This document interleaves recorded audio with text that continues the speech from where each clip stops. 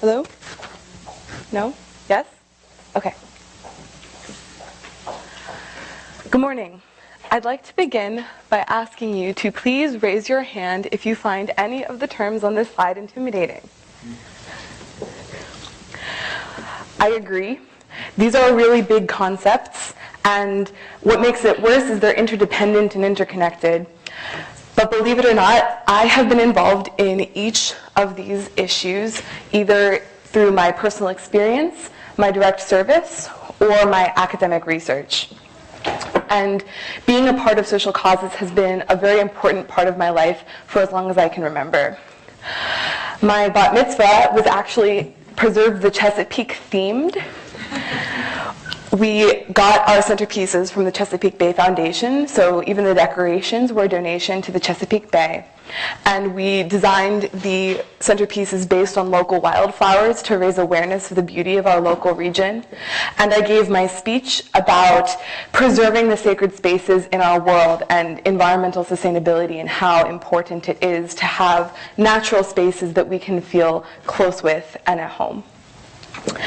And as I continued to grow, I got more and more involved in a variety of different causes and activities. I tried to live by the quote from Hillel the Elder, an important Jewish leader, who said, "If I am only for myself, then what am I? And if not now, when?"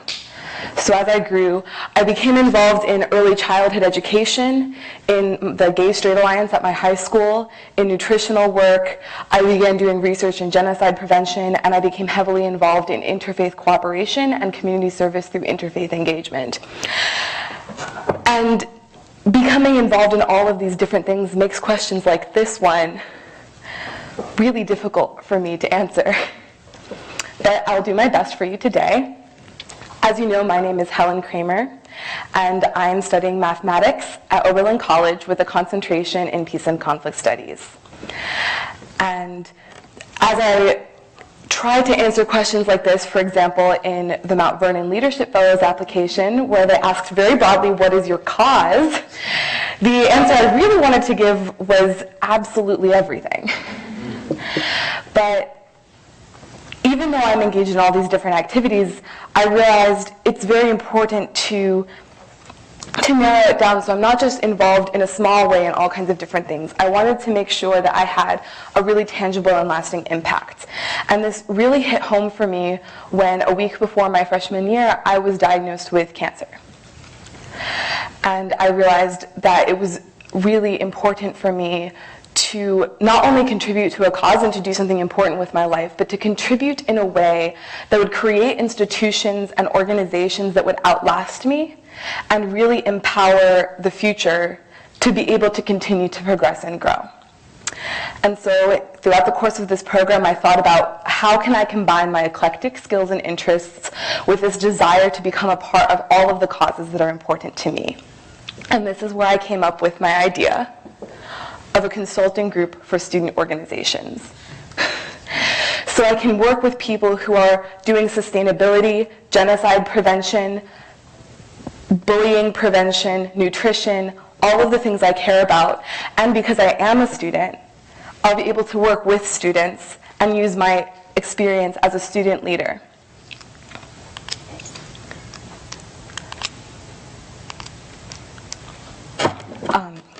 Little bit of a tech mishap here. I had in large bold letters that students are a battery for social change. And you see this throughout history. This is a picture of the Student Nonviolent Coordinating Committee. They were the backbone of grassroots mobilization during the Civil Rights Movement and were able to use local communities to really move the momentum of the movement forward. This is Otpor, which means resistance in Serbian. And Otpor began as a group of 8 students who were dissatisfied with the dictatorship of Slobodan Milosevic and frustrated with his tyrannical and human rights violational rule. So these 8 students began coordinating and together created a massive movement orchestrated by students but supported by the entire nation. And when they marched on the Capitol, The police officers who are supposed to defend Milosevic's tyrannical government wouldn't shoot because they knew that their own children would be in the audience. And students have this incredible power to motivate change. As I said, they're a battery. Students are powerful for 3 important reasons. First, we have networks and hubs in which we're encouraged to learn and discuss ideas with our peers, and we can network and create connections that enable us to create massive movements. Second, we are no longer dependent on our parents, but we don't yet have children of our own. This gives us a certain amount of resource and time flexibility that allows us to put ourselves on the stake for something we truly believe in. And third, we are at the biological prime of our lives. We are stronger and healthier than we ever will be. Wait a second.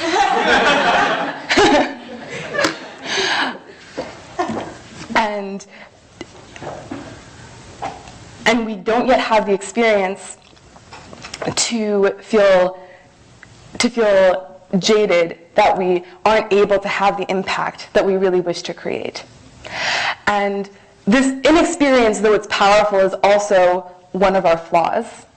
And what's really interesting about both OPPOR and the Student Nonviolent Coordinating Committee is that they had guidance from other organizations with more experience that knew to channel that student power and help them strategize. So the students were still in control. They were still leading the movement. But they had guidance and help along the way. And this is what I hope to bring to student organizations. Guidance through consulting, using my own experience to support my peers in whatever causes they are engaged in. So, the first is enduring organizations. Student organizations have a lot of difficulty maintaining progress because there's lots of turnover. Students graduate every 4 years, and often student leadership turns over even faster than that, sometimes with an election every semester. So I hope to help students be able to make smooth leadership transitions so they have a continuous momentum towards progress. Instead of reinventing the wheel every time a new student comes in, they're able to build on what exists and make sure that their change is meaningful. 2, embracing complexity. In order to have a really tangible impact, students need to understand how their cause connects with all of the other causes around them. How are they going to be able to work with outside organizations, with their administration, with students at other schools? I want to use visual mapping techniques to help students understand visually what those systems look like so they can plan a more effective intervention. 3, academic integration. It's important for students to be able to combine their academic work with what they're doing so that they not only have an informed approach to their cause, but so that they feel fulfilled in their academic work. Many students these days feel that school is meaningless and they don't really see how it connects. It's very important to be able to reconnect and feel engaged with our work so that we're not just studying for an A. We're studying because that we see actively how our academic disciplines are contributing to improving the world around us. 4, strategy development.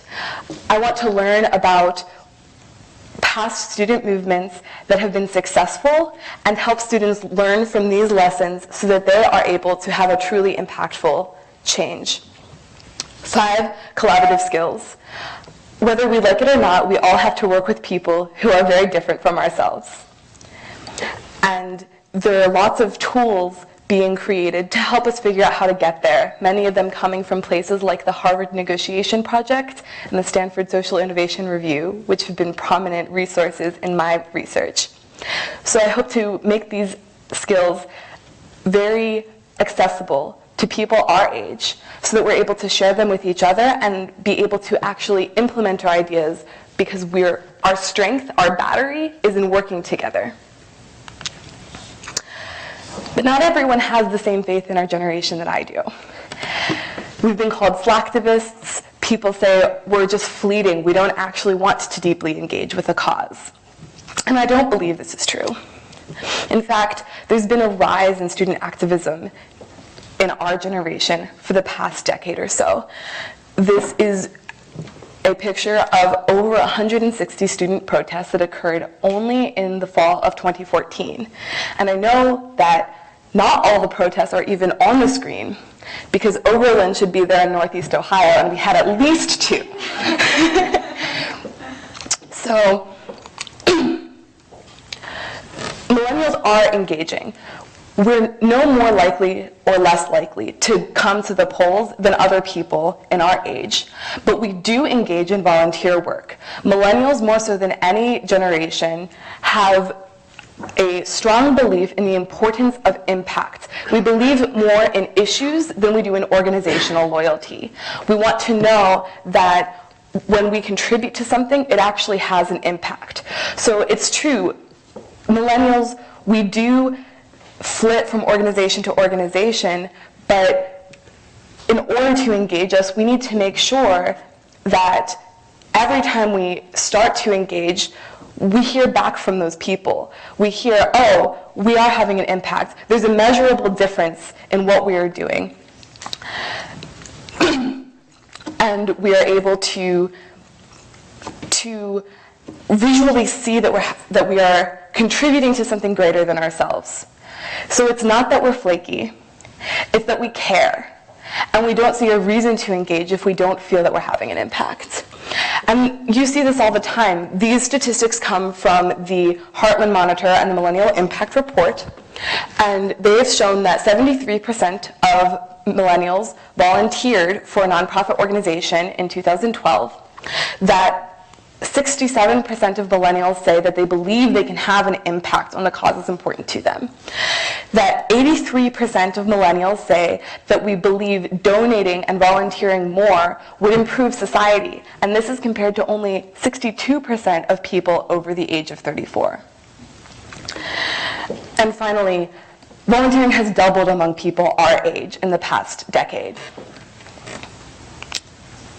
So, I'd like to talk to you about my plan of action for this consulting group. How will I personally contribute to helping these student movements feel fulfilled? This slide looks a little blank, and that's because it's a new idea. I don't have all the answers, but I have done a lot of research in the past 2 years. Last semester, I took a private reading for credit at Oberlin that I designed myself so that I could study these strategies that are out there to help people have a more impactful reach. I'll continue to learn these, but in order to see how they can really be applied, I think I just need to start. I want to find partners who have very different, diverse views from myself so that I can work with them to challenge each other and help organizations in ways that I wouldn't be able to think of on my own. And I'll identify early clients and get feedback from them and see how it works. And the cool thing about this is we have 14 other student leaders in the room today. I want to use the burgeoning Mount Vernon Leadership Fellows network to begin seeing how my work can improve student organizations and get feedback from them about how I could do an even better job. Starting small by helping organizations see how to do leadership transitions and how to have these collaborative skills. So in case you can't read this, it says, "Thanks, Pop, but today's kids don't want money, they want leadership." And a lot of statistics and studies about my generation show that this is true. We don't just want to make money, we want to feel fulfilled. We want to know that every dollar we contribute is having an impact on the people around us. And I want to help realize that potential, that love of improvement and progress in our generation, and support that work so that I can have a meaningful impact on all of the causes that have been important to me throughout my lifetime. This is a quote from a very important article for me called Systems Leadership that's exploring how individual people can really have meaningful impact on the huge systems, all of those things on my first slide that seem to be totally unreachable. And the truth is, all of us see but dimly. I hope to shine just a little bit more light on the ways that we, as young people in the 21st century, can begin to tackle all of those problems that seem intractable, but really just need to begin.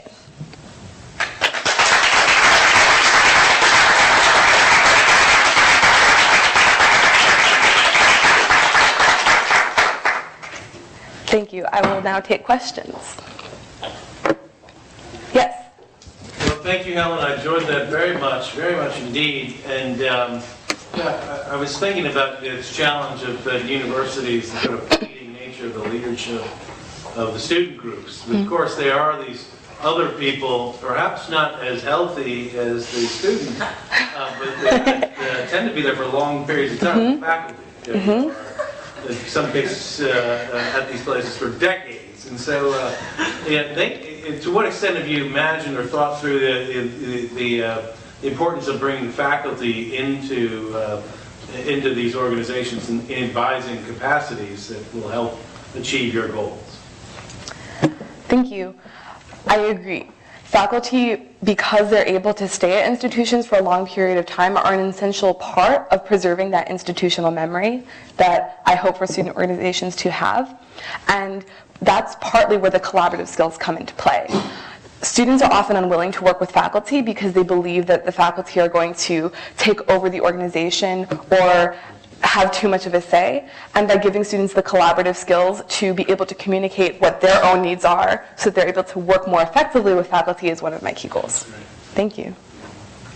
Yes?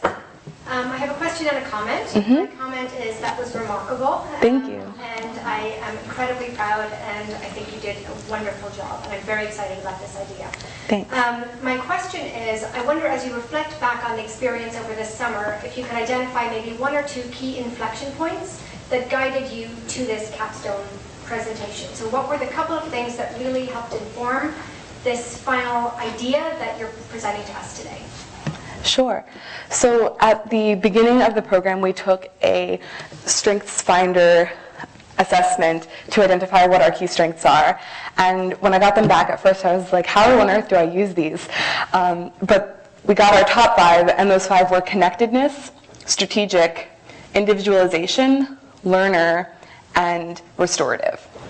And I thought more and more about how these play out in my everyday life, and the truth is I'm very dedicated to connecting people and organizations, bridging ideas across disciplines. I mean, come on, I'm a math major with a concentration in peace and conflict studies. So I thought that dedication to connecting ideas would be very helpful in working with students and helping them to see the big picture, because that's not a priority for everyone, but it's really how I work and what I believe in. And the strategic planning, of course, is very natural to consulting. I like learning about everything, and I really like restoring systems to their maximum capacity and really bringing life into them so that they're able to function as ideally as they can. The second inflection point was just going to a conference at the McKinsey firm about women in consulting, and just hearing from people there about the kinds of things you can do with consulting to help aid people. And I suddenly made that connection between my skills and a tangible product that I could actually offer to the students around me. Marissa. Thank you for the great presentation. I was really interested in the statistics about like millennial attitudes towards volunteering and engagement. And I'm curious, like, what is your view? Like, what proportion of that do you think is attributable to the millennials themselves and will carry on as we grow up?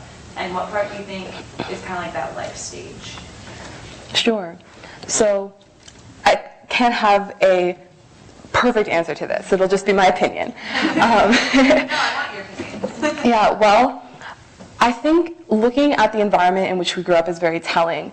I actually had a conversation with one of the other fellows recently about this, how if you look at the greatest generation as a comparison point, they went through the Great Recession when they were young children, and then they grew up to fight in World War II, 2 very extreme examples of hardship. We have also faced similar, though less extreme, examples of this. I was in 1st grade in 2001 when the plane hit the Twin Towers, and I was in 8th grade when we slid into the Great Recession.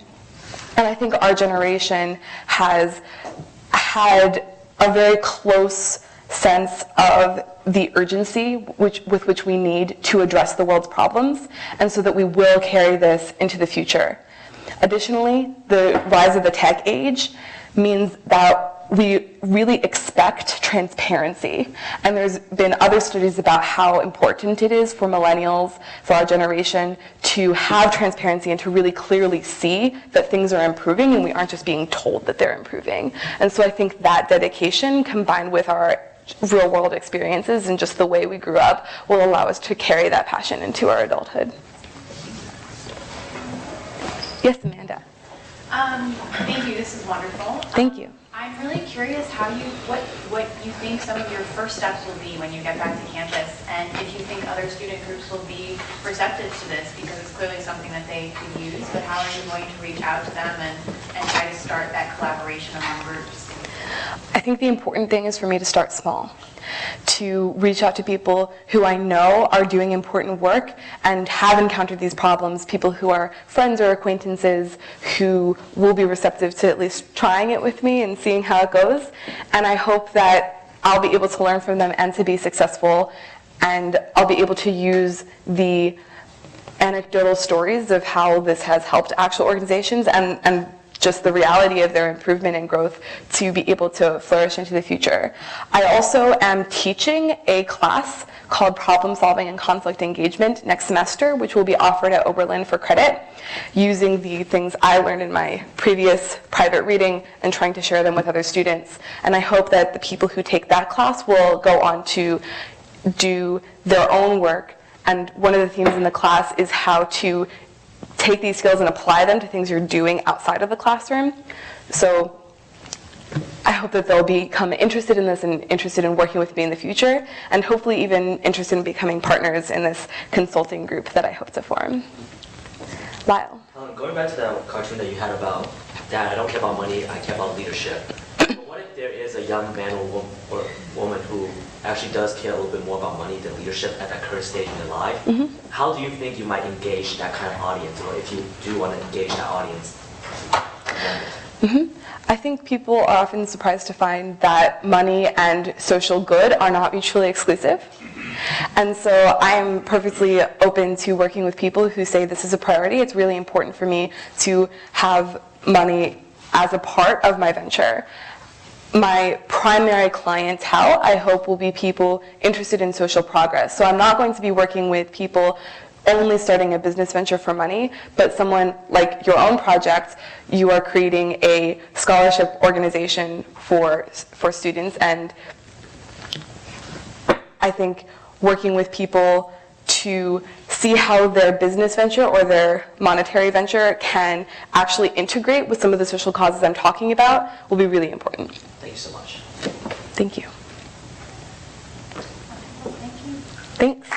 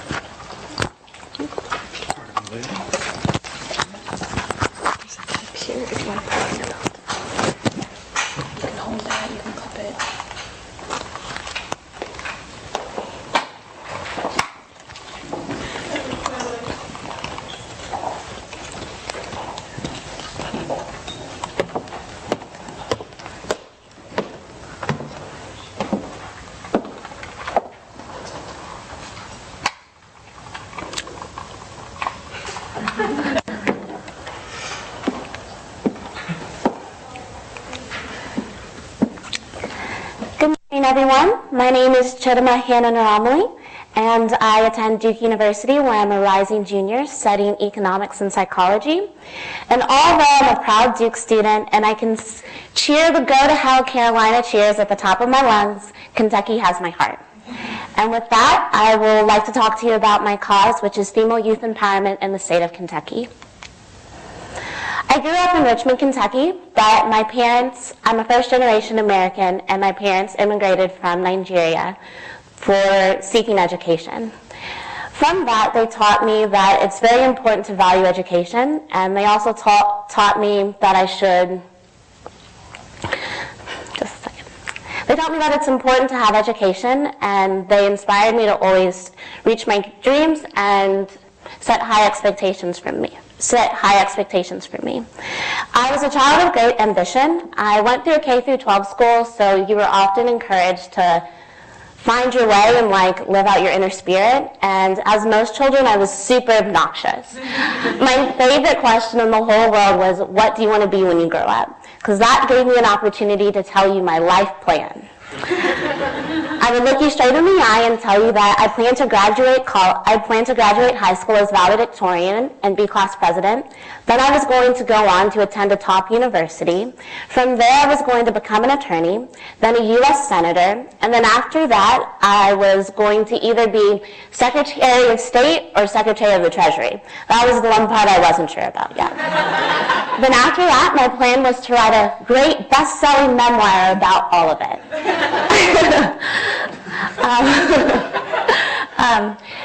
In addition to telling that story, I was a 9-year-old girl kind of running my mouth, but it was always interesting to me to hear so many people say, that's not going to happen. You should set your goals realistically. And I remember coming home and my mom would tell me, so what? Haters are going to hate. And I really internalized that throughout my youth.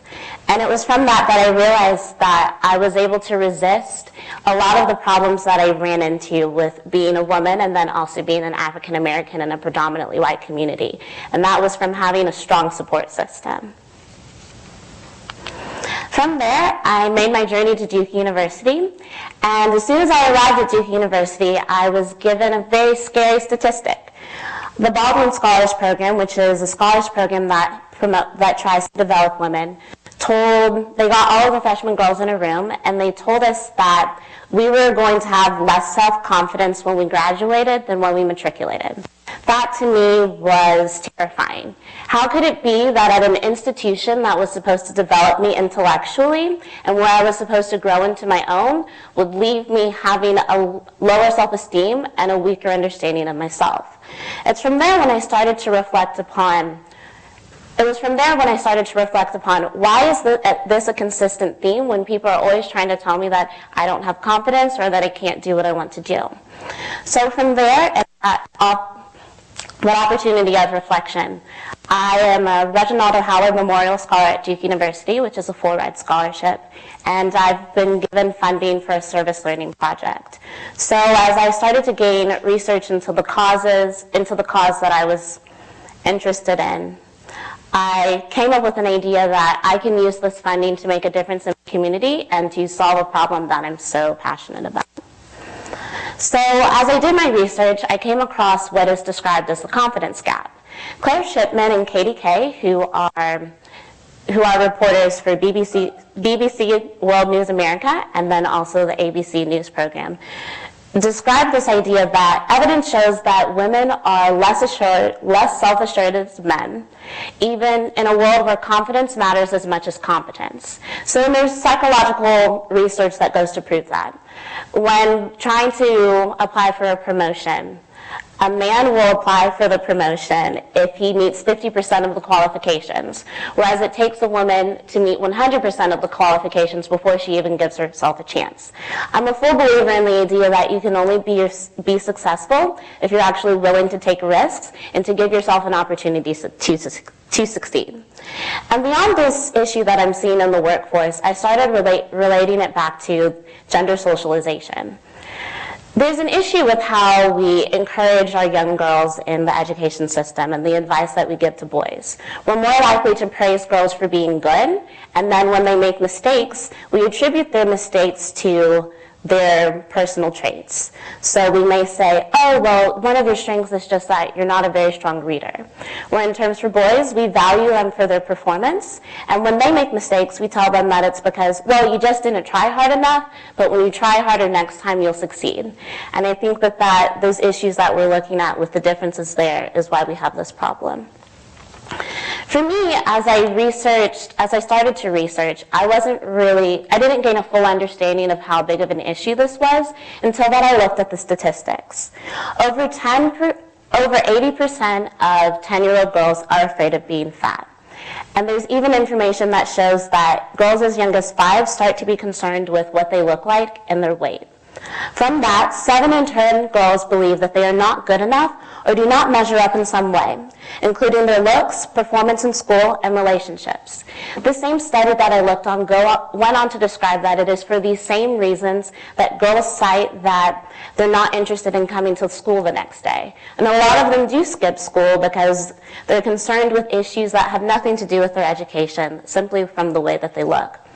And the most striking statistics for me is that a girl's self-esteem peaks when she's 9 years old.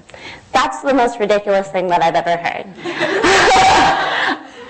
I would allude back to when I told you when I was at Duke University, when they told me that my self-esteem was going to be less when I was 22 years old than when I was 18. And to believe that even when I was 18, my self-esteem still wasn't as high when I was 9 years old, going around and running my mouth, being proud of what it is that I can accomplish, I think is a terrible statistic. And from that's what really inspired me to look at, well, why is it that this problem that we see in girlhood relates to how women are able to perform in the workforce? So we can make kind of a direct correlation to other statistics that we see with women's progression in the workforce. So 35 women have served as governors compared to 2,319 male governors. Only 4% of Fortune 500 CEOs are women.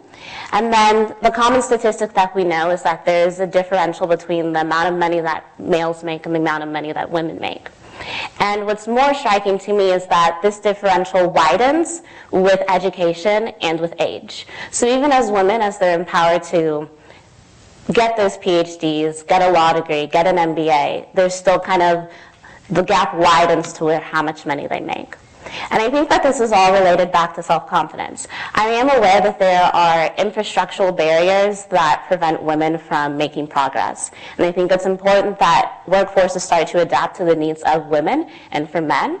But when we look at the statistics, it's clear that the self-confidence gap exists. And I think that there's a way for us to address that.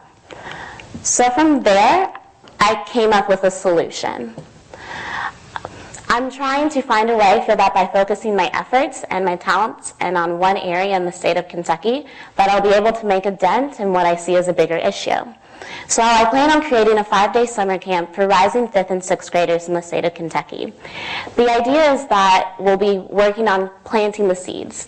There is only so much that you can do within 5 days. So it's more about introducing the girls to topics and skills to get them to carry those same tools on to when they go into middle school and then also in their later realms of life.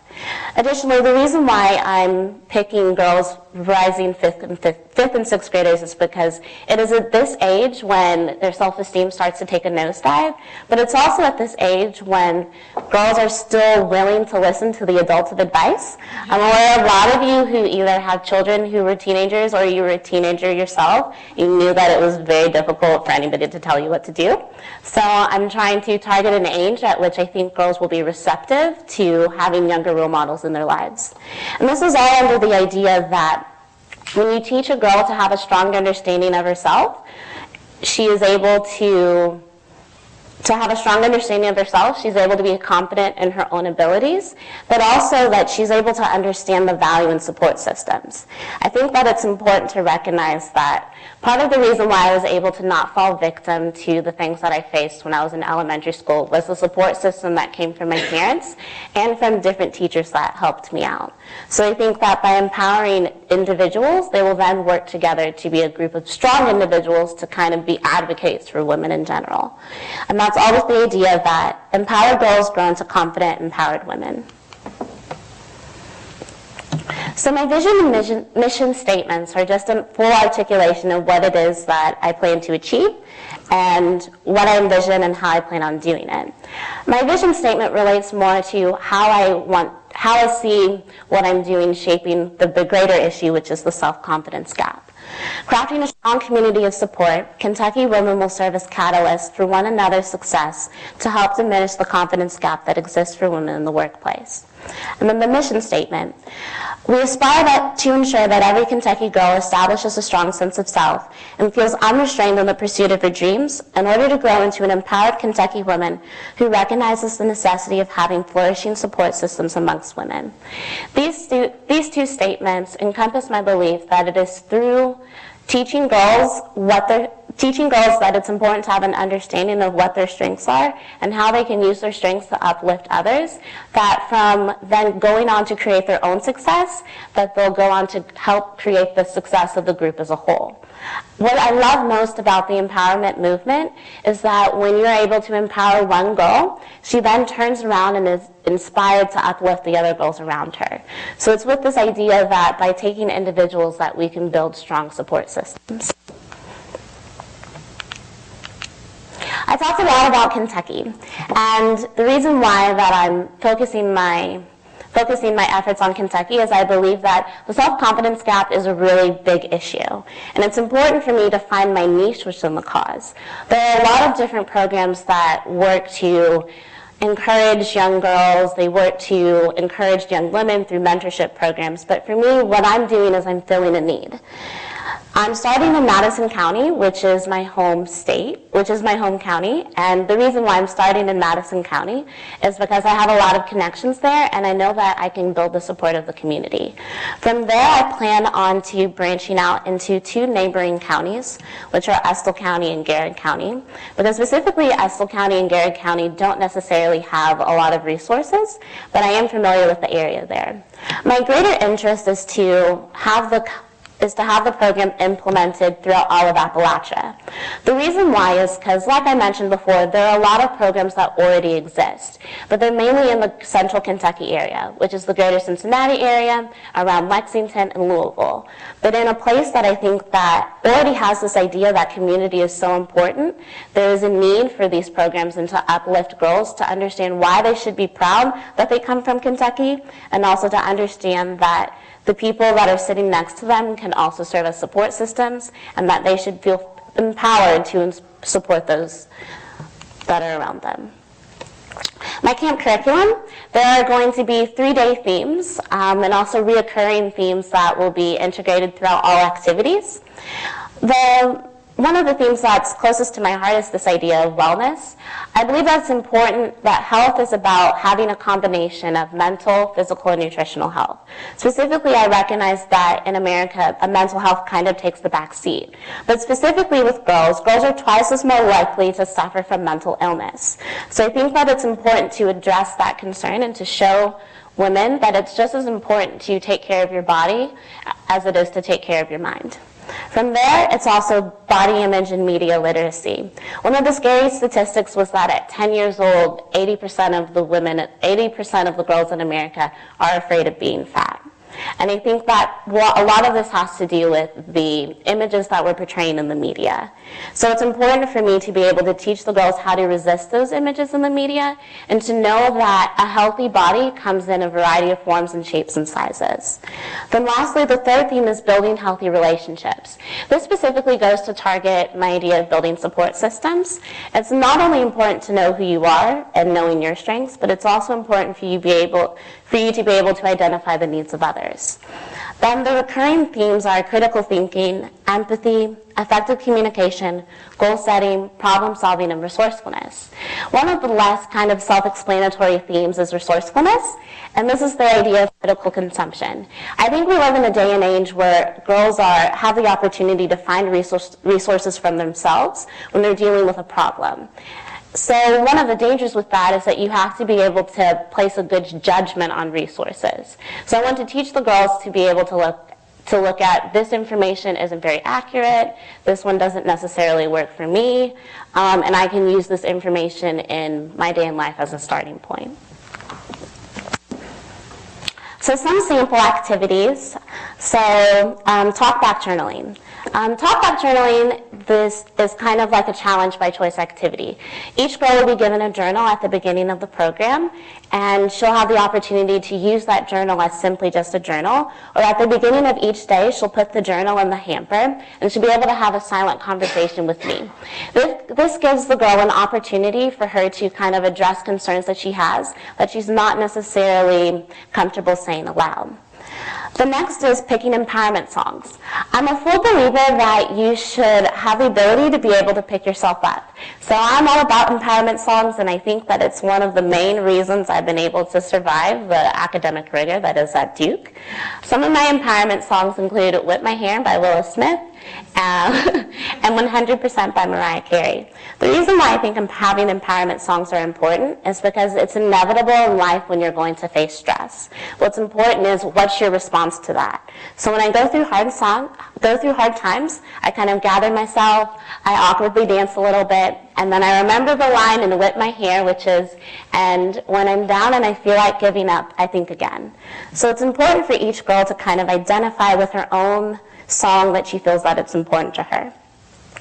Also is 60-second impromptu speeches. I think it's important to be able to articulate yourself very well, and also just being able to have the confidence to kind of project your kind of form ideas. That's, I think, a skill that we need to teach our girls at an early age. Next is creating a stress plan. Similar to the idea of empowerment songs, but it's, do you have a plan in mind for when things don't go your way? So some parts that could be included in a stress plan is that I'm going to go for a run, or I'm going to count to, for me I pick prime numbers because they make me feel better, so sometimes I take 17 deep breaths in a row. But it's just having a list of tools and resources for yourself that you know that you can try, and being able to use them to help yourself out. The final is creating a cumulative final project. This is kind of like an all about me book. The girls will be able, one of the special components is that the girl will be able to see her growth. She'll write at the beginning how she describes herself, and then at the end of the program she'll write again about how she describes herself. The goal is that she'll be able to articulate not only how she feels, but what she thinks about herself. Because when you're able to actually say who it is that you think you are, it's kind of like reinforcing what you kind of already have in your head. Another reason I'll be using the cumulative final project is for qualitative research. It's important to test the effectiveness of the curriculum. If it's not effective, then it's kind of a waste. So one of the ways I'll be using the qualitative research is because I imagine my sample size for the first year is going to be too small, but by being able to look at, oh, this is how these girls improved, this is what they understood, I'll be able to reflect and update the curriculum for next time. Also, after the pilot year, Duke isn't going to give me any more funding, so it's important to be able to show possible investors and sponsors like this program already invests, and it's a way for them to really connect with what it is that I'm doing. So outcomes of the program. So as you can see, I have a variety of outcomes that I hope that the participants will be able to learn and grow. The short-term outcomes include things that I hope that the girls are able to do within a few weeks of reflection based upon the program. One of the main ones that is important is that the participants feel as though they are more supported and know how to effectively support others. I talked about how these girls will be going into middle school the year after they complete the program. So I want them to kind of have a bond as a team so that it is when they go through their hard times in middle school, they'll say, oh, I remember her, she knows this about me, and they'll relate and connect and grow in that way. Also long term, this goes to more of hitting the ideas of the greater self-confidence issue. And one of the most important things is participants are self-assured and have a deep understanding of themselves as individuals. This directly goes to what I talked about earlier, is that competence is just as important as confidence. Women and men are equally competent, but what's important is that the girls are able to have that confidence so that they can negotiate for bigger salaries, so that they're able to encourage themselves to take risks and actually go for the promotions and simply give themselves a shot. So my action plan. So I've separated them into development and recruitment. My program will be launching next summer in 2016. Some of the important things are revising my curriculum and completing it. I have mentors at Duke who are psychologists who will help me to ensure that my curriculum starts off on the right foot and actually is backed by a good amount of research. I'll also be testing the activities with local girls in the Durham area. So there are a lot of ideas that you have and then you implement them and they don't quite work. So it's important for me to say like, oh, this is what resonates with the girls, this is what they understand, and also just to make sure that the activities are fun because having lectures all day is really boring. Next in recruitment is having volunteer counselors and doing the interview process. It's important for me to get volunteer counselors who could be possible role models for the girls. You want to be able to have people who the girls can look up to and say like, oh, I want to be like that one day. So to inspire them to fully develop themselves. Then lastly, to implement the outreach plan, I'll be contacting guidance counselors and teachers in the area to get them to support me, handing out different pamphlets to a variety of parents, and making sure that I'm in different newsletters for the city of Richmond and the town of Berea in order to get the children to get interested in my camp.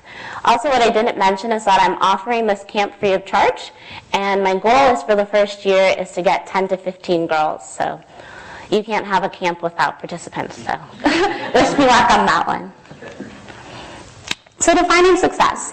For me, it's all about personal goals. The idea of the self-confidence gap has been on my mind for a long time, and it's important that I finally do something about it. You just can't talk about what you want to do, you actually have to make it happen. And also, reality is that Duke only gives you your funding when you're a student, and so that's my last summer as a Duke University student, so some reality in check. Also, as a future goal, I envision that the program will evolve into a full nonprofit organization that is able to tackle the greater issue through in a variety of ways. And also simply that the camps are implemented throughout the Kentucky Appalachian region, but also that the community embraces it.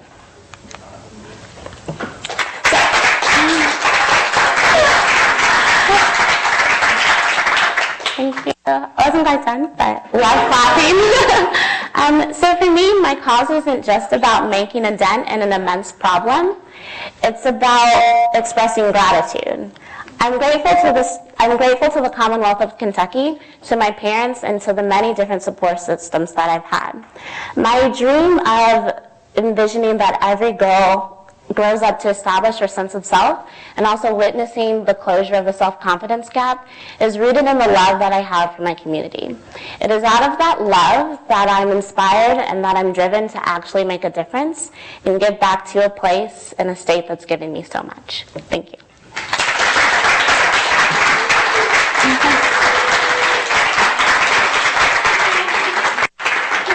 So, any questions?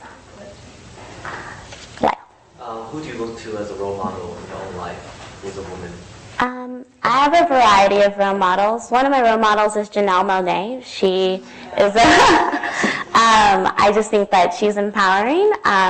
Just the way that she's not afraid to voice her opinions, and also that she's also really driven to creating support systems. I also got a new role model throughout this program, which is Admiral Howard. She was so inspiring, not only because I kind of relate to her that she's a petite African-American female, but simply the way that she has such a strong presence. She speaks with confidence, and she's not going to let anybody tell her what it is that she can't do. Mark. Yeah, I'm really interested in the relationship that you want to have with the mentors and the volunteers in your program. So how will you share responsibilities with the mentors who are going to help you facilitate this program, and how are you going to prepare them in order to make the program successful? So in my timeline, I'm planning on picking my mentors by the end of February, and then I'm also developing kind of a training application to make sure that a training workshop to make sure that we're all on the same page. It's important for us as the volunteers, there'll be 4 of us total, including myself, that we're actually a team and we go into trying to facilitate the girls as a team. So it'll be through doing actually like teamwork bonding exercises, then also making sure that they understand and have a passion for the cause, that I think I'll be able to do that. Tuck. Thank you very much. It was fantastic. One of the challenges you're going to face is unlike what we faced with this program, which is that you're going to have to start marketing it before you really have a completed staff or curriculum. And so do you have connections with, I mean, are you going to work through local community groups or through faith groups, or what is your plan in terms of the local people to help you, fill the camp with campers? Yeah, part of it is that Richmond is my hometown, and it's a true community. I'm well known in the community. My parents are well known. I went to a laboratory school, which is a K through 12 school, and so I'm constantly visiting the school, and then I'm also familiar with a lot of the 5th and 4th grade girls there, and parents know me. And then in addition to that, Eastern Kentucky University, which is the university in the hometown, I have connections with, so I'm trying to use them to try to leverage support throughout the community. Ms. Wickens? I was just comment first, empowered myself by your presentation.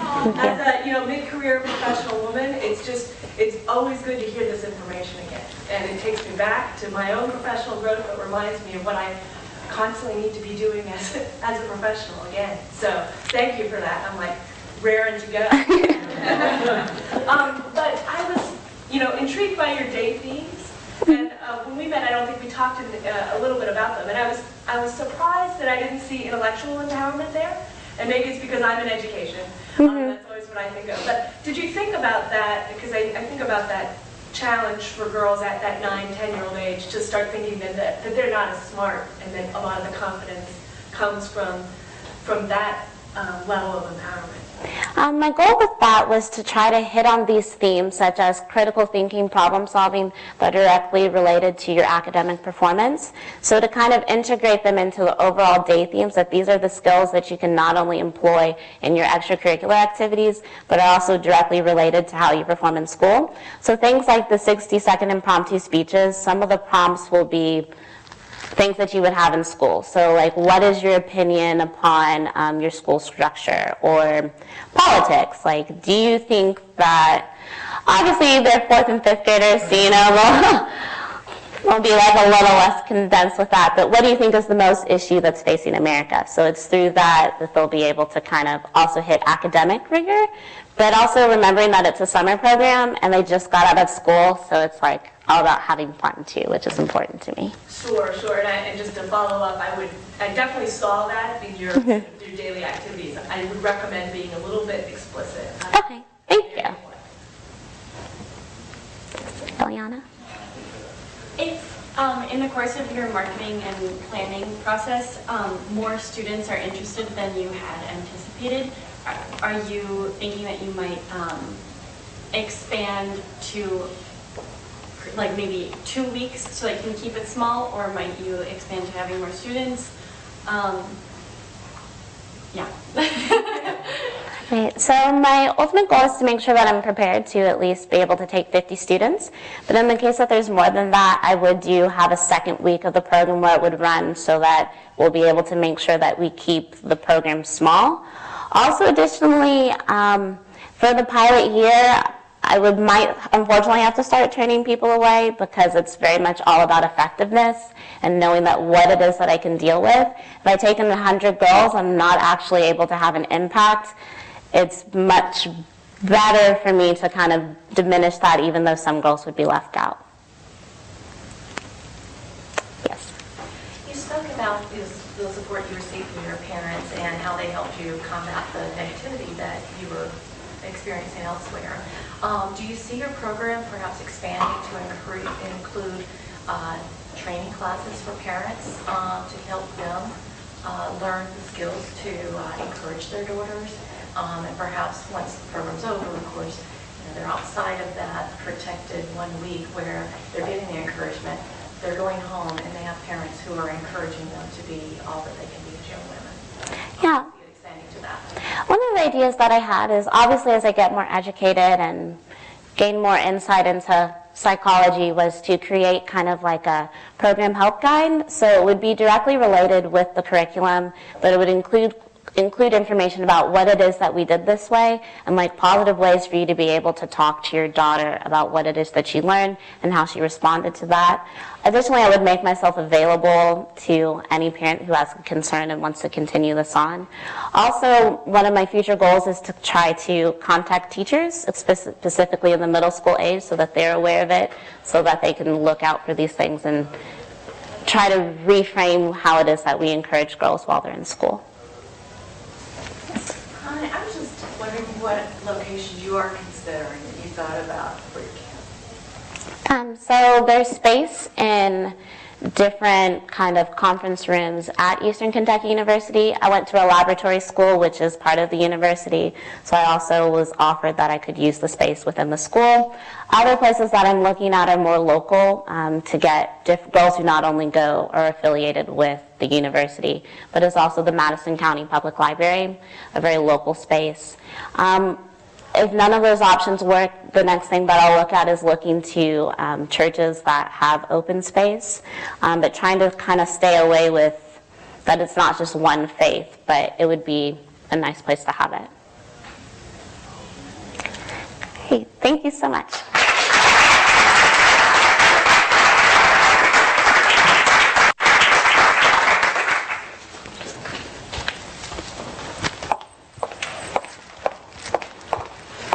Thank you so much for coming. Oh, for you.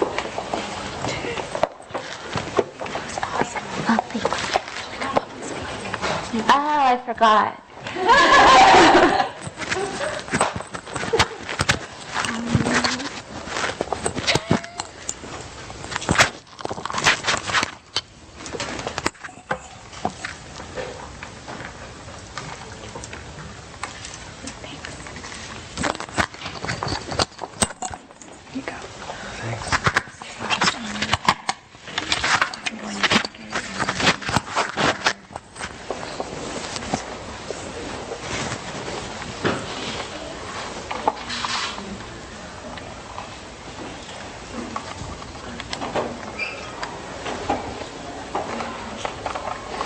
Okay. All right.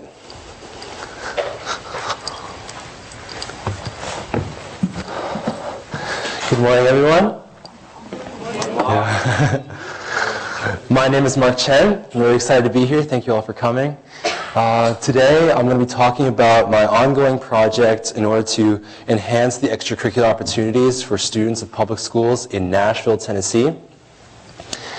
And what I'm going to be talking about today in my presentation is, first, I want to introduce you all to how I became passionate for public education and the ideas that I have about improving public education in a very holistic way, and also my interest in community service and the relationship between community service engagement and education outcomes. And the first part of my project I will be talking about is a service club that I'm helping to start and develop at a special high school in Nashville called KIPP Charter High School.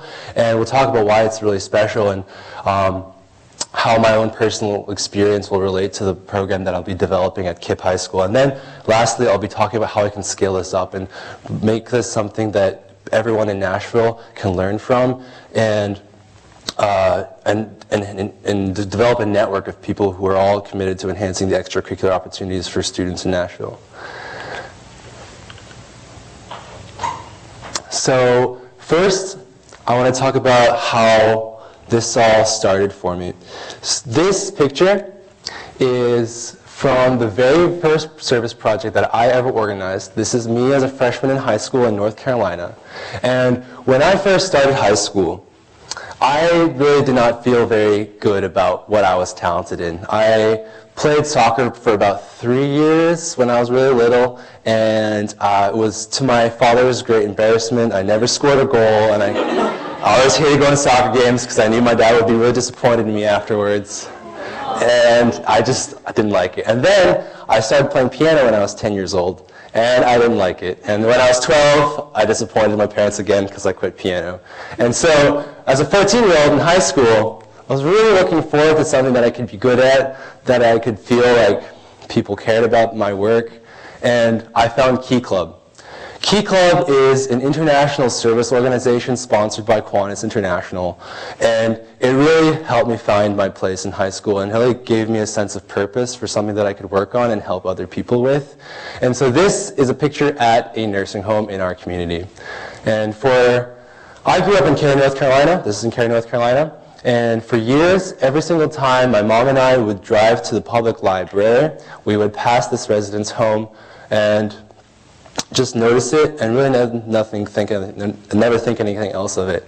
And once I joined Key Club and I realized that even as a young person, I myself could do something to change the circumstances in my own community, I decided that I could use all of the musical talent at my school in order to organize a Christmas concert at this nursing home. And so these are all very talented musicians, far more talented than I. And they brought their cellos and played piano and sang really beautiful solos and everything. And then this is at the end where we all sang Christmas carols together. And it was a really beautiful experience for both us, the students, and for the residents. And it's something that they've continued to do even after I left the school. So that's something that happened, is I moved to Canada right after this year, after I had discovered Key Club. And I was pretty sad about it at first, but then I realized that actually I could just start another Key Club. And so this is at my new high school in Canada, and this is in the second year of us starting the club. And these are some of the members of my club at the end of our second year celebration. And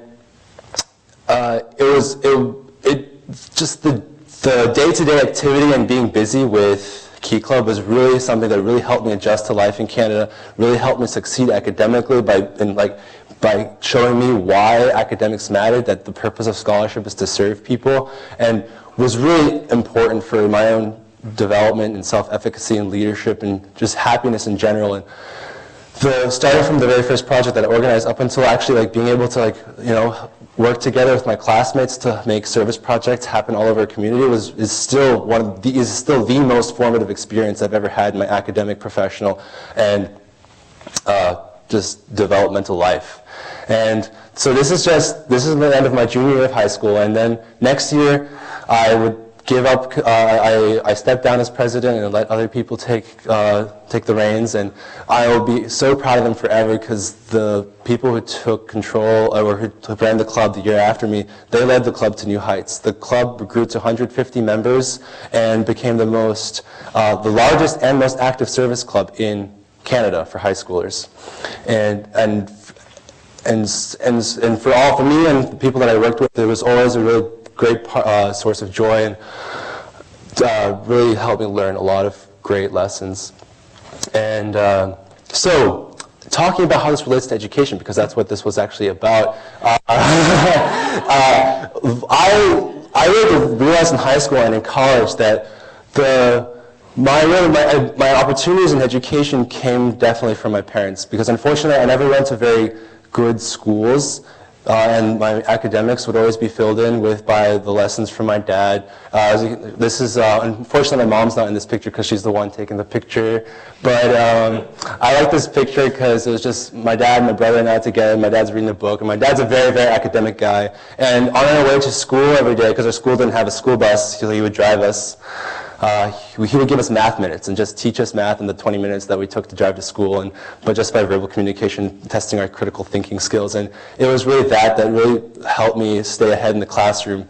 And also him who helped me realize that Key Club was giving me a reason to study. It was making me excited to go to school. And that's really something I believe every student should have something like Key Club to motivate them to come to school and be excited about learning. And it doesn't have to be Key Club either. It could be anything, like science competitions, debate tournaments, stuff like that. And so with these academic opportunities and all of the opportunities that Key Club gave me, I've been able to go to Vanderbilt University. I am a Chancellor Scholar at Vanderbilt, which is a full tuition scholarship, and so it's really given me opportunities that I never dreamed of as a little kid. And it really, I think, is absolutely one of the best things happened to me, because even without realizing it before I applied to Vanderbilt, Vanderbilt is absolutely full of people who are passionate about improving public education. It is home to Peabody College, which is one of the country's best education schools, and I take classes there. I talk to professors about how I can become involved in public education. And it's really been a great hotbed of thought about public education and how to improve it. And then next, there's a lot of people like me who are very involved in particular extracurriculars. So for me, while I was very involved in community service organizing, there's a lot of people who went to the national finals for Science Olympiad every year in high school, and people who are debate champions, and people who are the leaders of the music ensembles. And these are the people that I really want to work with me in order to bring their expertise to the public schools of the underserved public schools of Nashville in order to help them develop their extracurricular opportunities. And this is one of the first schools I'm working with. As I first got to Vanderbilt, I was trying to find my niche and trying to get to know the Vanderbilt community and the Nashville community.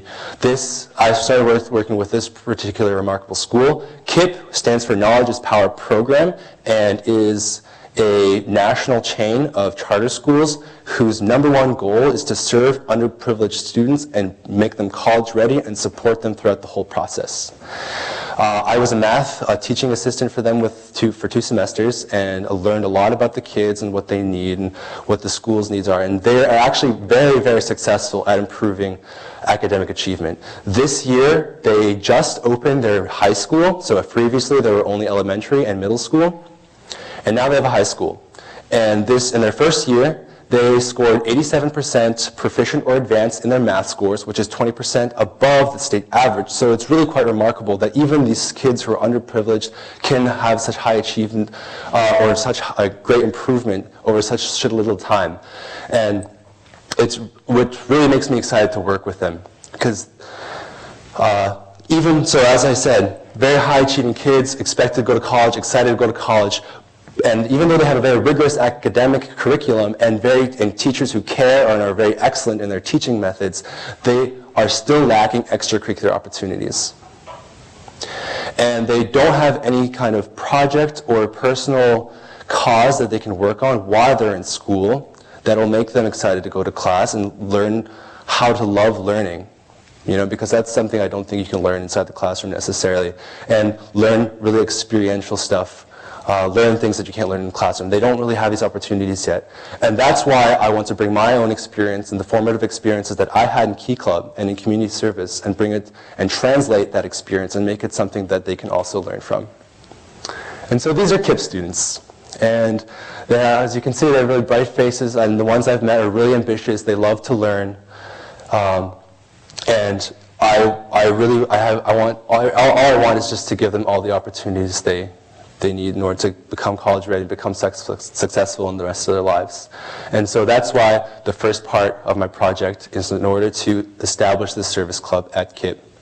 And something that I'm thinking very carefully about is that these students at KIPP High School are usually on the receiving end of community service. And community service is really an idea that very privileged people are only usually allowed, that only very privileged people think about. Only very relatively privileged people like myself have the time, the resources, the support in order to do this. Because a lot of these kids, their parents are very busy. They're working a lot. They themselves could be working part-time jobs. And so I've done a lot of thinking about how to make this transition from this idea and this activity that usually privileged people only have the opportunity to do to something that can empower them as well, and they can empower themselves through. And so that's why I'm going to need a lot of help. And so the first part of the team is Vanderbilt University. I am in no way planning on being the only person involved in this. For the first year, I want at least 6 to 10 people from other students at Vanderbilt involved with this to help me mentor these students and work with them in order to for them to eventually organize their own service projects. And there's also Kiwanis International, who I mentioned earlier, and this is the international organization that is in charge of Key Club, is the parent organization, and the National Kiwanis Club is funding everything that we're doing here. They're covering all the membership dues for our club. They'll be helping us provide transportation for the students. They'll be helping us throw pizza parties at the end of the year to celebrate good work and stuff like that. And lastly, KIPP. KIPP we are intending to making them an entirely full partner in every way. We want to keep the parents involved about what their students are doing in Key Club. We want to work with the students themselves to figure out what kind of projects they want to be involved with, how they think their own communities need to be helped, and their teachers. Their teachers understand them, their learning needs the best besides themselves, and so we want to work very closely with them as well. And so here I've put together a little bit of a timeline thing and sort of explain the process that I want to do, because at least for the first year, this is very much the blind leading the blind, because I've never done this before, and I really want to help other people become engaged in this kind of work. And so the first thing I want to do is for the Vanderbilt students, the mentors, to be the ones organizing service projects for them, and to our first priority is to not let them get frustrated. We want to expose them to community service and the value that you can get out of and the good feelings that you can just get out of participating in community service projects, and do that for them. And then move into student voice facilitation sessions. And this can be done in a variety of ways. We've done such as big classroom discussions, and then one person on the board writing down ideas, or this is where the importance of our mentors come in, is splitting up into small groups and talking to kids about their own concerns for their community and how they think that, what kind of position they're in that would allow them to help these issues. And so in small group discussions or in small group journaling and stuff like that, we really want to put a lot of work into making sure that every student's voice is heard and that every student thinks that their opinions count and can lead to real effective change. And so once we've gotten to know the students better and figured out what they want to do in their communities, we want to work together with them in order to organize these projects. First, we've organized projects for them, and then we're going to tell them how we organize these projects, exactly who we talked to, what went into it, how to organize logistics for these projects, and then we want to have them do it and be with them every step of the way in order to help them do it and give them the confidence and the support they need in order to develop the confidence in order to organize these projects by themselves. And then, so this is what I call the training wheel approach, because that's really what it is. And we're going to move into the independence. And so we want it to be a student-led curriculum. I say curriculum because in many ways I want this to be a service learning guided project. And so I think an example I like to talk about in order to help these kids realize the problems that their own communities face is, for example, food deserts. Food deserts are the idea that a community doesn't have good grocery stores, doesn't have any access to nutritious food, and KIPP Nashville is very much in a food desert. And so in our student voice facilitation sessions, I want to start discussions about, for example, do we have good food in our neighborhoods? What do we have to do in order to eat healthy? Do I eat healthy on a regular basis? And if not, I want the students to realize that themselves and talk to each other about what they could do and make presentations for each other about food deserts and about the organizations in our community that are working to change that, and have them discuss with each other which organizations they want to work with in order to improve the situation, and then have that move into the KIPP students independently organizing service projects, still with the college mentors always in the background to support them if they need it. And this little timeline thing that I made fades out because I don't think there will ever be a real end. Because the number one goal, the one way I know I will have been successful for what I can do is if this club becomes entirely independent. I want these kids to become each other's role models and hold their own elections, go to conferences with other key clubs where they can exchange their ideas, and make long-term projects and partnerships with other clubs and the National Kiwanis Club, and just really open up a world of possibility and let them take it where they want to go. And so now to talk about what exactly I hope these kids will get out of this experience so these are the most important goals that I want these kids to get out of this project. Number one is just some hard skills, presentation and organization skills. One of the most important experiences that I ever had in Key Club was at our district convention, which was North Carolina Key Clubs and South Carolina Key Clubs together, and I gave a speech to people about how young people can inspire older people. And there were 500 people there, and the experience of just doing that really gave me a lot of confidence in public speaking, and I never thought about it and ever since then I've thought about public speaking differently and always got excited for public speaking opportunities. And those are the kind of opportunities I want kids to get through Key Club, by talking to each other in their clubs, by talking with the Nashville Kiwanis Club who sponsors them, and by talking at conferences. And organization skills, just the hard skills of organizing service projects. And 2, building community and friendships. This high school is brand new, and they really need a positive influence in order to change their culture into into a culture of working together and working together for the common good. And since service brings out the best in people and for everyone else to see, I really believe in the power of community service to foster positive friendships. I think that's another thing that's really important for kids in their development at this age. And enhancing academics. In addition to my own experience with the Key Club helping me become excited about school and keep my grades up, there's a lot of really good research that shows that being involved in community service is associated with even a full letter grade improvement in grades. And people who are 10th graders who were organized in community service, who are engaged in community service, were shown in one study to graduate at a rate 30% higher than those who didn't. And so there's really a lot of research that backs up that community service really has a very tangible effect on education outcomes. And then there's lots of ways that we haven't even thought about. These kids often don't really know exactly what the real world looks like. They don't really ever travel outside their neighborhoods that often, and really are only informed by what they see on TV and in pop culture.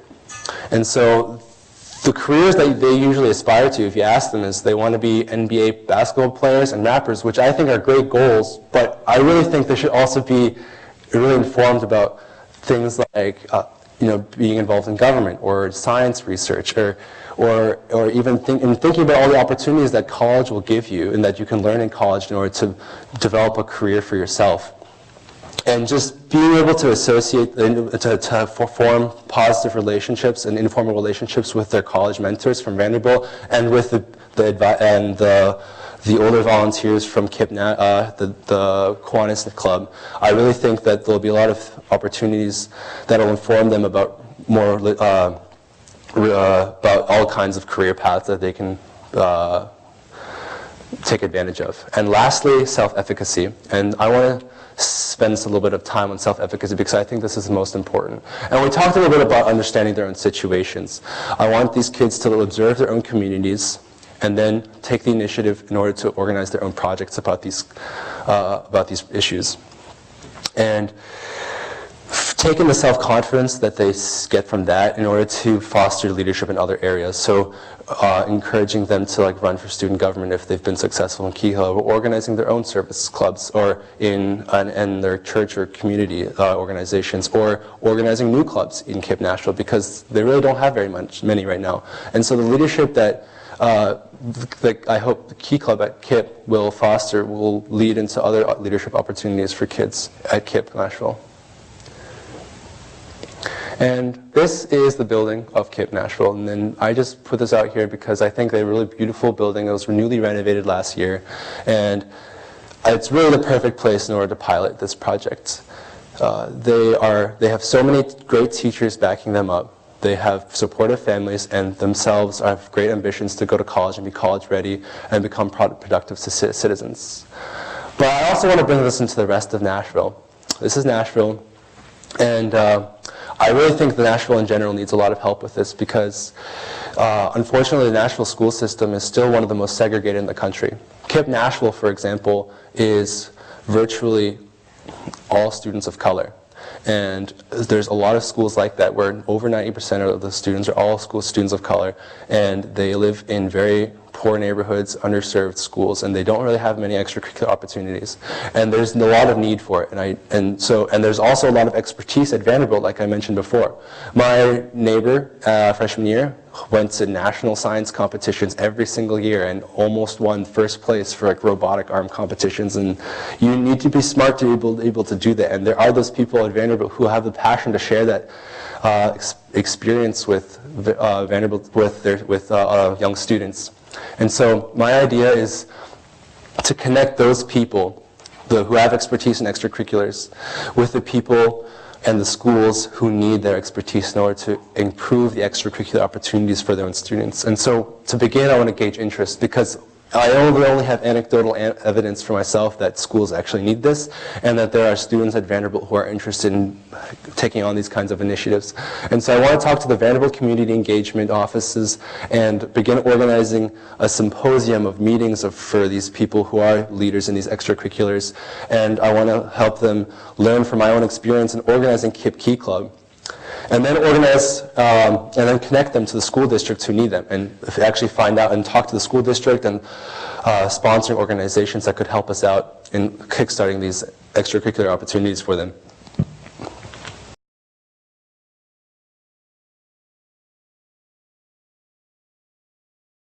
This is the crux. Connecting schools who need extracurriculars to students who want to start extracurriculars. And then institutionalize a program at Vanderbilt in order to sustain these connections. So after I graduate in 2 years, I want there to be a staff person at the community engagement office whose responsibility it is to talk to Vanderbilt students who want to organize new community service or any kind of new extracurricular opportunities for underprivileged Nashville students, and connect them to the schools who need that for their students. And that's the end of my presentation, and I'm really thankful for your time to listen, and I'm really excited about this. It's been something that I've been thinking about for a long time, and there's a lot of new ideas that I've added throughout my time at Mount Vernon, and I really thank all of my fellow fellows for their help and all of the great guidance and mentorship we had from everyone else here. And so I want to thank you all very much. And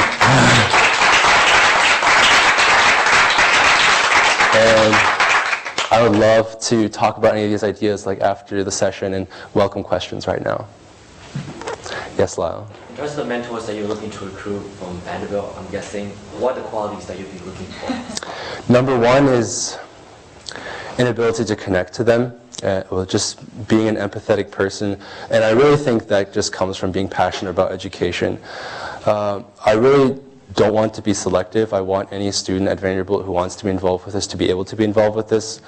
And so I don't actually see a need to reach out that far, because there's already been people involved in this so far, and I just want to have experienced people and keep them on. As the most important thing is commitment, because I want them to really develop real relationships with the KIPP students. And so number one is commitment and being able to connect to them. Yes, Dr. Bratton. Thank you very much for that, Mark. It was fantastic. Question, you talked about the funding from Kiwanis is available, and how deep is that commitment, and to when this, and in terms of your timeline, are you talking about this next fall? Or? Yes, this is all in motion. I am in the process of organizing the first service projects for KIPP. And your question about Kiwanis, sorry. Yeah, just how deep is the commitment? Is it commitment for 1 year or a trial period? Or? Oh, indefinitely. So, for example, as to exactly how much they want to give us, we're still testing that. But they've committed to support the club indefinitely. Yeah. Yes. It seems like the KIPP school is ideal for this program, you said, because it doesn't have extracurriculars and it is committed to getting students college ready. And so these college students. I'm intrigued by your growth throughout Nashville and sort of thinking about how that models. Do you see any anticipated barriers with working with non-KIPP schools in adopting this model? Absolutely. Absolutely. I really think kids who have no expectation to go to college will really not maybe see the purpose of extracurriculars. They are expected to work part-time by their parents in order to help pay the bills and stuff like that.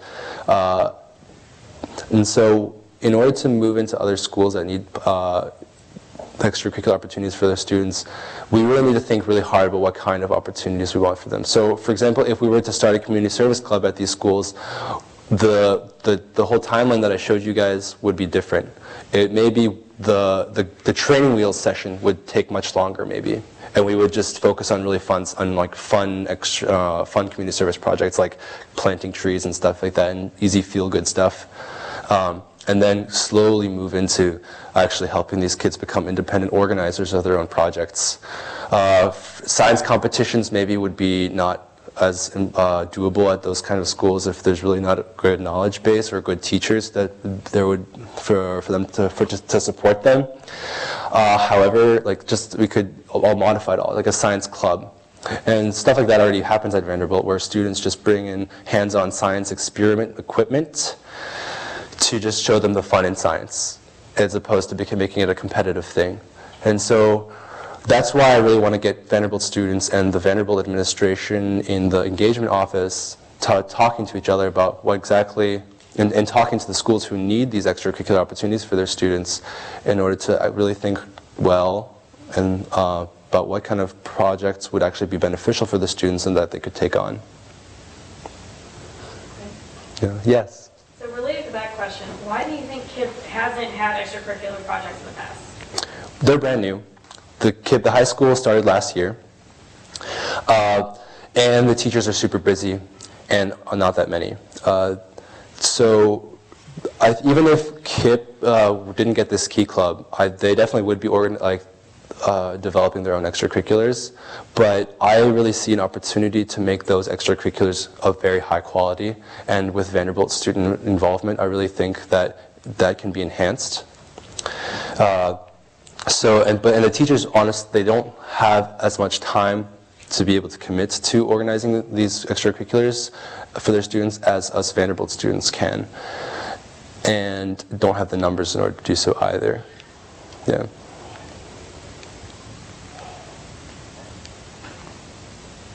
All right, thank you so much.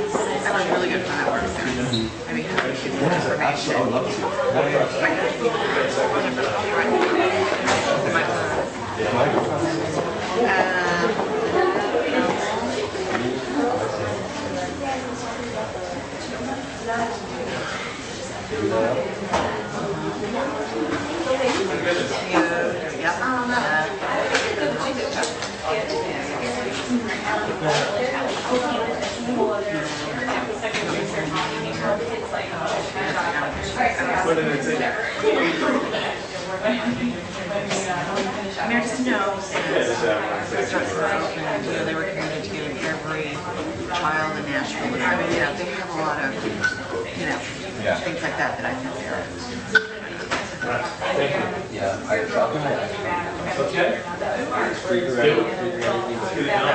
understand how I haven't had time to go ahead.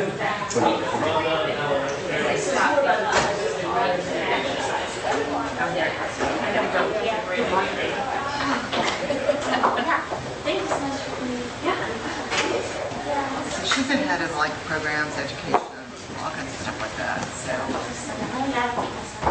she should be great to talk to. Hi, Elsie. Thank you so much. Thank you so much for coming. Oh, sure. Yeah, it's kind of like a... What are you guys making connections on? I wanted to give him my friend. I don't know if you know Ann. Do you know Ann Henderson by any chance? You probably don't. I don't know if you know Ann Henderson. That's at the President's Center in Nashville.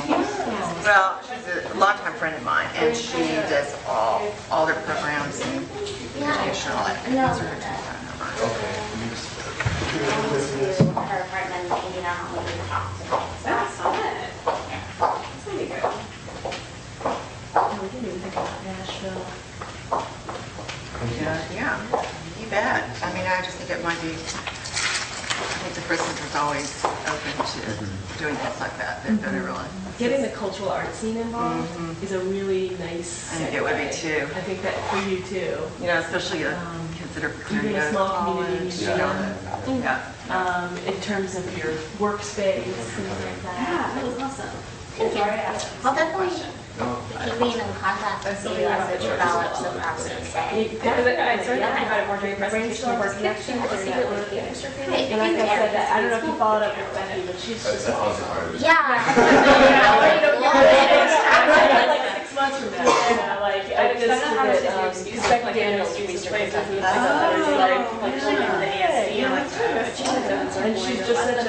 I feel like she came from a not very empowering background. Yeah. To like go to such great heights. I worked with her over at the Smithsonian University team here, and then I followed her here. Yeah, you know, I hired her. I think I've learned that about kids too. It's like they have their So it's like she's sort of figured out a way in I think great family environment, but a limited educational environment to like really soar to great heights. I think she'd be an Yvonne, someone to think her Yeah, also, that world. she's from Ashland, which I know that that's Do you get a chance to specifically connect with a lot Orlando deeper yet? into Appalachia, like if you know those that kind of live like right on the cusp. Right, So, And shoot him an email. Yeah, that's what I was thinking. I was like, she's like up in the mountains someplace. Ashland is a mountain. It's really pretty. 12 kids and, you know, Yeah, she's there's not a lot of tiny things little high school. So how far are you from Louisville? An hour and a half. Yeah. I'd love to meet you. It was such cool work. That's when I got Also, you know, there's some And one of my good friends national from breaks. Louisville, in fact, I'm going to mom Memphis next started week. the Crane Cultural Center there. The Crane Cultural Center. So Yeah, you know, it's a center They need for unparalleled. Asian Exactly. I know. It's also art, meeting other education people and other exciting ideas, all that. Exactly. Yeah, yeah. I have no. Exactly. It's a program. Yeah. Aspirations. My good friend that lives here, they said she's from there. I love it. I'm so And glad we her got. mom, I was just so impressed her mom just started I would a do cultural center. yeah. And we have like. Yeah, I don't know, they're a Chinese family, and she just thought, well, there's not so much about Asian history, art here, so I'll start a center. She did. That was kind of cool. It's so much more enjoyable than I think a lot of need. Thank you. Thank you so much for coming. Oh, my pleasure. Exactly, like the whole educational workforce thing, and then you bring your gender issues, there's so much going on there. Community service, all the things, all ties together. I've got to figure out, I'm not good in my volunteer life. That's where I found my inspiration. You know, people, I don't know if this is me and some of my friends who we all work in museums, we're like, we're doing volunteer work, we work in nonprofit. And it's so easy to talk yourself out of doing that. And I'll do like projects and programs every once in a while, but I don't have a long-term commitment. And I feel like that's something I need to find in my life. Have you thought about AU gender? I just think it might actually fit in really well with your interests. It's all about empowering women through education. There we go. This is what the networking our mentors are all We have connected. some wonderful, are you Alexandria in that area? I'm in DC. Yeah, so the DC has wonderful AUW organizations. The Capitol Hill program is very, very active. Oh, cool. The Alexandria one is actually wonderful. They have some great stuff on with community colleges. They're very, very active. Great. I recommend that.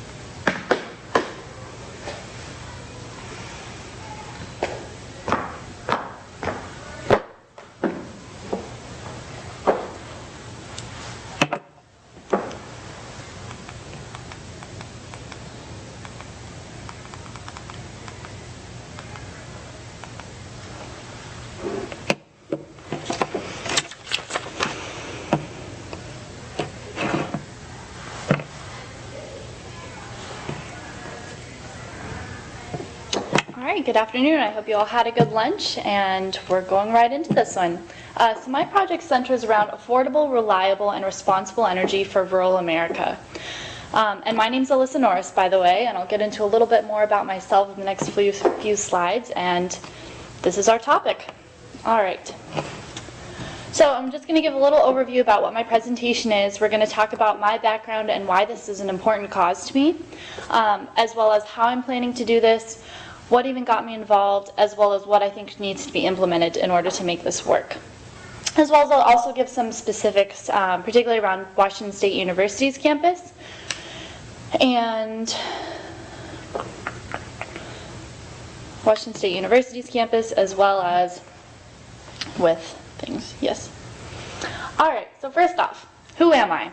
Well, Alyssa from Alaska is a common name that I get a lot.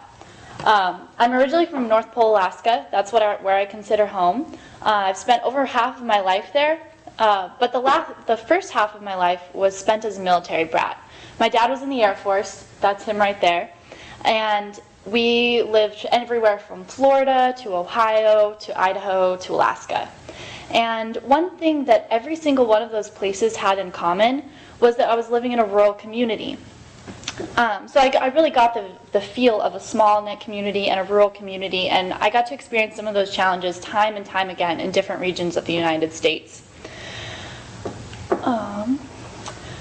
Some other things that you might want to know about me: I'm a private pilot. We live on an airstrip, as well as I'm a fishing guide during the summer. So I work in the middle of nowhere. There's only 13 people at the camp, and there's less than 400 people on this giant river. And we spend every summer out there fishing, taking different people from across America and across the world fishing for the coveted Alaskan salmon. So that's kind of some of the things that I do in my spare time. As well as, like I said, I'm a civil engineering student at Washington State University. I'm a person who really, really likes to fix things. So whether that's social inequality, social injustice, as well as something mechanical or fixing a bridge, things like that. Yeah. So that really ties into my presentation. All right, so then some more background about me. My mom was born and raised on the Nez Perce Indian Reservation in rural Idaho and Washington. And we used to go back and travel there when I was younger, usually about every summer. And I used to think of it as such an exciting place to go. Things seemed to stop there. Everything was slow and everything seemed to be simple. But as I've grown up, I realized some of those things that I thought were so cool came with consequences and came with serious issues. The education system is very poor there. It's a very, very poor area in general. So even like the homes, the cars, the jobs that people work there are not always the best. And I started seeing this problem, wondering, why aren't my friends who are at this reservation going to school?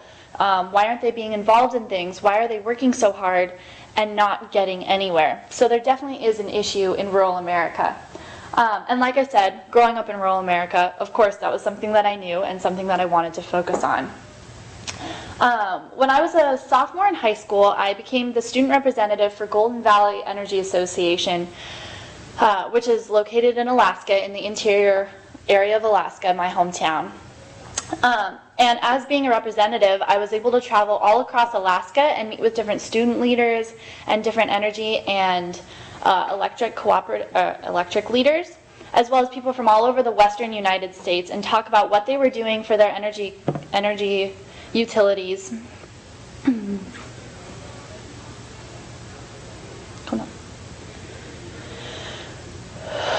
What they were doing for their energy utilities and what was working for them in different regions. So one thing I noticed from there was people in California, people in Oregon, people in Washington even, in the more urban areas, had a lot of green energy going for them.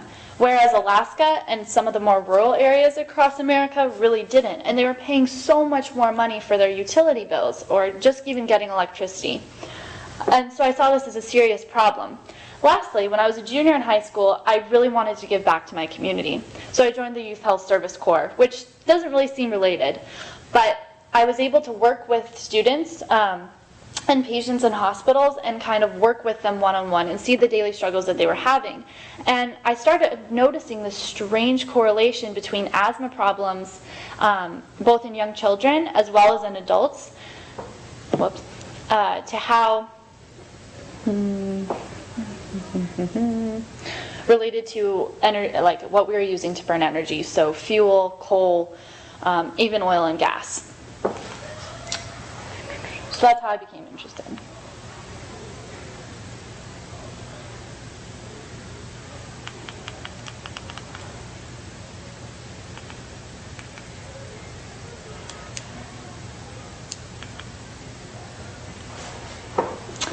Next. So let me introduce you to rural Alaska. This is somewhere very similar to where I grew up. Most of the towns in Alaska actually have around a population of 300 people, which seems incredibly small. We have more people here at Mount Vernon than that. And 15% of Alaskans live in these small populated areas. So it's a very large percentage of people that are affected. One thing that you guys might not realize is the cost of living is so much more expensive. When you go to a store in some of these rural villages, a gallon of milk can cost $12, a carton of egg, $10. Living on a small wage, that can absolutely decimate you. So almost every single penny that you're making goes back into the cost of living. Over 20%, 1 in 5 people in Alaska, not even in the overly rural areas, are spending over 50% of their paycheck every year of their household income on heating their homes. And that's just too much. When you add in transportation, healthcare, food, all of those other necessity things, it just doesn't become feasible for you to spend any money on anything else. So that's a serious problem, which is what made me really want to change the affordability in Alaska. Secondly, reliability. Only 1/3 of Alaska is accessible by roads, and of that 1/3 that are accessible, only 30% of that is paved. So there's a very, very small portion of the road system that is even accessible to oil trucks or wood trucks or anything like that. So this is a serious problem, and I want these small rural communities to become more self-sufficient in the case that there is no transportation or no availability for supplies to come in or out. Alright, so now let's get to the why. Most of these people, as I've said, are living in such rural, impoverished areas that they need help. Second off, health. I'll go in a little bit more into, health is a huge thing that I'm very concerned about. Alaska has some of the highest rates for children with asthma, as well as lung cancers and lung diseases and respiratory problems. This can be simply fixed. This is a picture of my hometown in the middle of winter. All that pollution gets stuck there, and the people there are constantly breathing it in every single day. We actually, in 2013, had a worse clean air quality index than Beijing.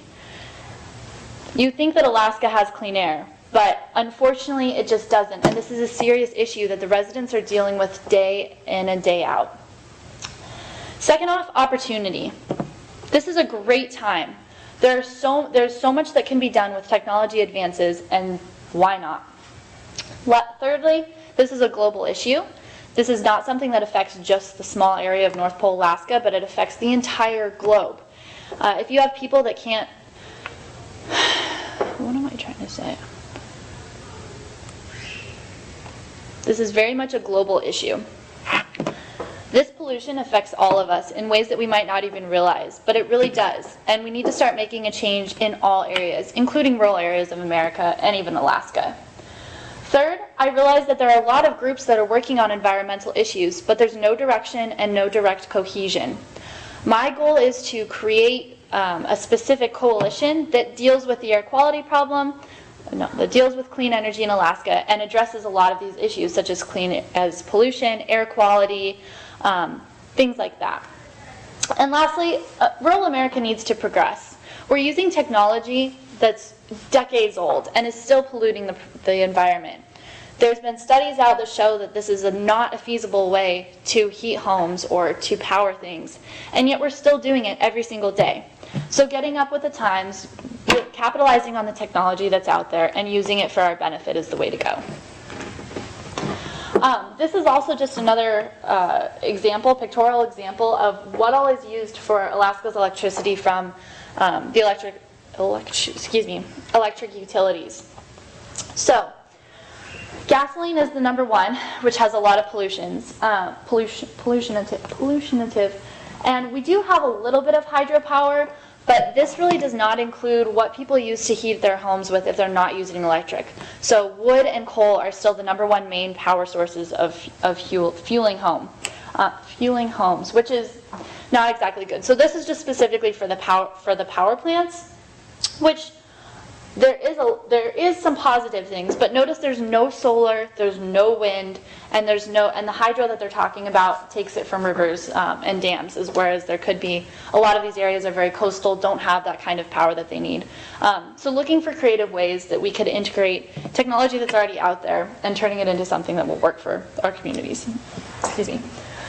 All right, so what do I want to do? That's probably a question that you're asking. Again, I want to create reliable, affordable, and responsible energy in rural America. So what do each of those terms mean? Reliability. As we've already said, transportation is a huge issue. There's also breakdowns in generators. There's always going to be technical difficulties, but having a main source that is reliable and is self-sufficient is incredibly important for these small communities. Secondly, affordability. We want to lower the cost as well as make sure that the standard of living is raised. And also to think about this as an investment for the future. Lastly, responsibility. What does that mean exactly? Responsible energy. That means not having emissions. That means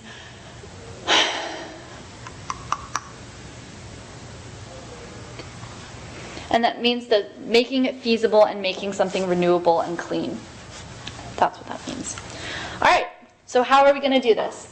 There's three main focuses that I want to point out. One, education. This starts out in young communities. Preferably, I'm thinking at least for Alaska, in the 4th and 5th grade curriculum. They're already learning about their environment. Why not introduce and explain some of these green technology advances that can be used every day to help that environment and help it thrive? Second off, grassroots collaboration and grass tops collaboration. So getting the people really invested and start getting them interested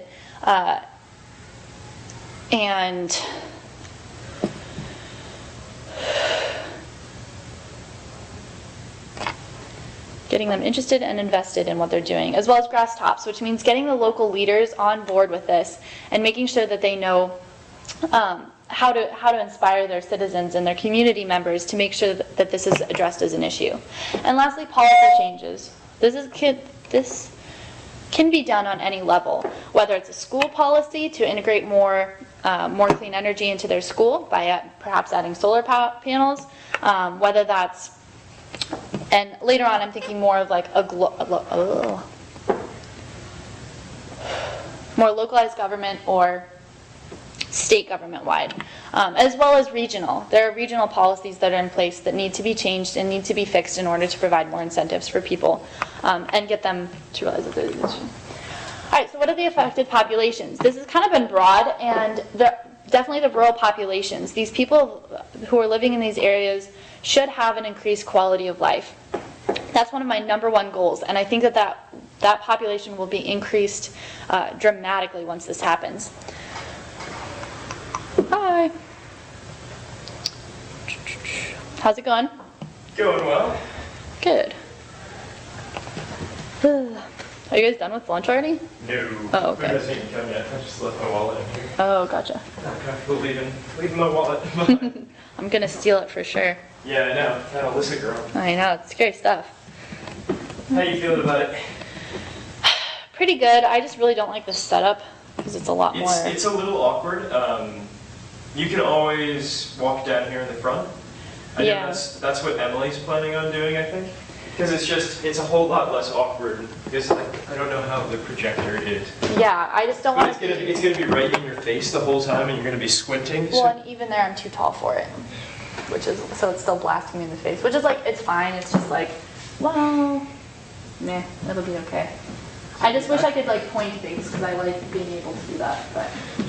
Maybe it's just because I'm left-handed, but I'm more comfortable. Like, come stand right here and see how this feels. Yeah. A little further, and then you're kind of off to the side. Yeah. But if you need a respite, there's that dead spot. True. From the light. I know Mark got like all the way up here. Yeah, Mark was chatting. I hate the light, honestly. Yeah, it's That's okay. it's not bad from behind the podium. Yeah, that's what I think. I'm just gonna stay behind here, and like then I've got my notes anyway. Which Well, is yeah, and fine. you've got some room. You can, if Yeah. you feel the need to move around that much. True. I just like does- being able to like, point things out, Does but that thing have a? a laser pointer It does. does some. Oh, the green one. Is that what it is? Yeah, the green one. Yeah. Maybe I'll do that. Yeah, you got that. Just be careful not to hit the next slide button. True. Yeah, I That's managed not bad. to pause it. Yeah, maybe I'll do And it looks very official. It ties into your whole policy argument. So bad. Oh, jeez. Cool, cool. Yeah, that's a bit much too. Yeah, I know don't it's want to way pin better that. down here. Really? Yeah. Like Oh, yours isn't that bad, but it's not bad. Like you've got all from here over, you're good. And it gets bad here. Yeah. Yeah, it's bad all the way over here. I do like this better, but I just feel like that's like really distracting to have a profile. Yeah. Maybe so. But, that's okay. It'll work. Cool, cool. We're good. Oh, I'm excited to get it over with. I'm so bad at puppets. Oof. Oof, oof. Oh, it even looks like there's like a tooth on mine. My fingers are just weird. They don't push all the way together. Never been a particularly good swimmer because of it. That's funny. Did you do swimming? You did swimming before, right? I did. Nice. Yeah, because I was a triathlete. Cool, cool. Yeah. All right. Well, good luck. Thanks. Did you get some lunch? Yeah, I went and got stuff at the pavilion, just partially because I didn't want to wait around and like, I wanted to review at least like see what it was up here. Yeah. So. I mean, should be fine. It looks good from the audience.